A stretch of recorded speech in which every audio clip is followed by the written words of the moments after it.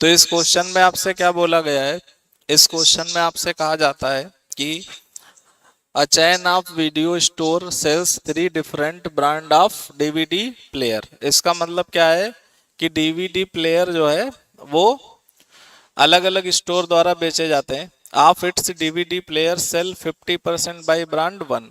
जो brand one है वो 50% डीवीडी प्लेयर बेचता है। डीवीडी प्लेयर समझते हो आप? डीवीडी प्लेयर,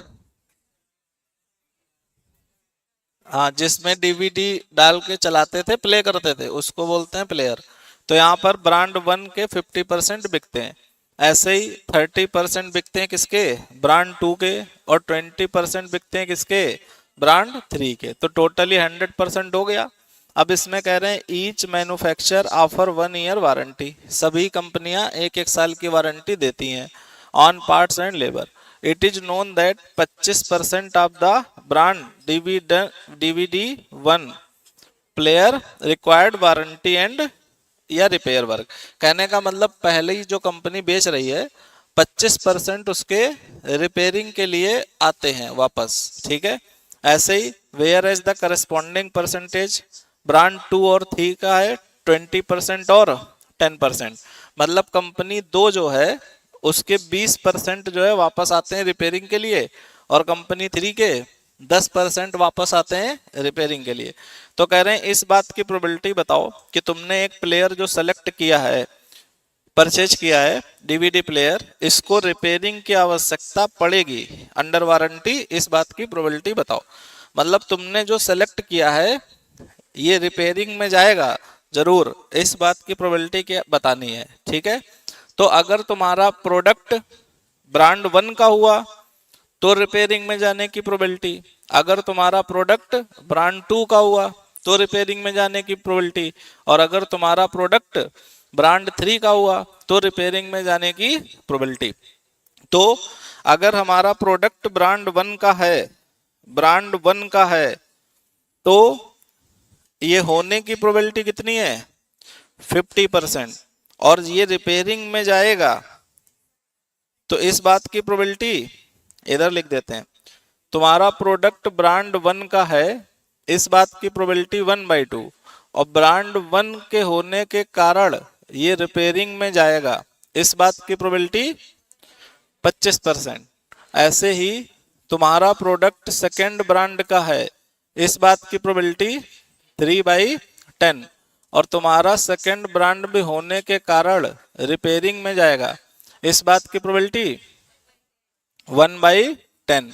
और ब्रांड थ्री का है, इस बात की प्रोबेबिलिटी 2/10, और ये तुम्हारा रिपेयरिंग में जाएगा, इस बात की प्रोबेबिलिटी 10%, 1/10। तो गलत लिख दिया कुछ, ये वाला 2/10, ठीक है। इसका 25%, इसका 20%, इसका 10%। तो ये हो गया। तो तुम्हारा क्या कहना है कि तुमने एक कोई सेलेक्ट किया है और वो रिपेयरिंग में जाएगा, इस बात की प्रोबेबिलिटी। तुमने एक कोई प्रोडक्ट सेलेक्ट किया, रिपेयरिंग में जाएगा, इस बात की प्रोबेबिलिटी। तो तुम्हारा प्रोडक्ट अगर फर्स्ट कंपनी का है तो रिपेयरिंग में जाएगा, इस बात की प्रोबेबिलिटी ये होगी। समझ रहे हैं? तुम्हारा प्रोडक्ट अगर सेकंड कंपनी का है तो वो रिपेयरिंग में जाएगा, इस बात की ये प्रोबेबिलिटी। और ऐसे ही P3 थर्ड कंपनी का है। ये सब लिखने की जरूरत थी नहीं, लेकिन हमने लिख दिया तुम्हें समझाने के लिए। तो पहले इन दोनों का प्रोडक्ट ही तो है, तो 1/8 प्लस 6/100 प्लस 2/100, इसको भी 100 बना सकते हो क्या? 200 तो बना सकते हो, किससे? 25, और ये 12/200, और ये 4/200। तो ये 25 4 29, और 10 39, और 2 41/200। तो अगर हम 2 से इसको भाग कर दें तो 20.5 अपॉन 100 फिर से अगर भाग कर दें तो 0.205, तो कौन सा ऑप्शन ये आ जाए। समझ पा रहे हैं कि नहीं? अगर आप इसको जल्दी करना चाहते थे, जल्दी तो ये भी है वही, लेकिन तुम डायरेक्ट भी कर सकते थे क्या, कि पहली कंपनी का हो तो 50% और ये डिफेक्टिव हो, रिपेयरिंग में जाए, ये 25% प्लस दूसरा ये किसका हो 30% वाला हो, और ये डिफेक्टिव में जाए तो 20%, और ऐसे ही ये कितना हो तीसरी कंपनी का 20%, और ये डिफेक्टिव में जाए इसका 10%।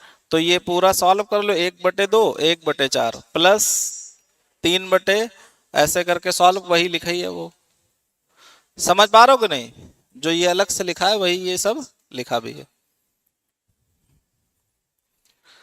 क्लियर है कि नहीं? तो एग्जाम में सबसे सिंपल सॉल्यूशन क्या है, पहला परसेंटेज इनटू पहला परसेंटेज, पहला परसेंटेज इनटू दूसरा इनटू दूसरा, तीसरा इनटू उत्तर आ जाएगा।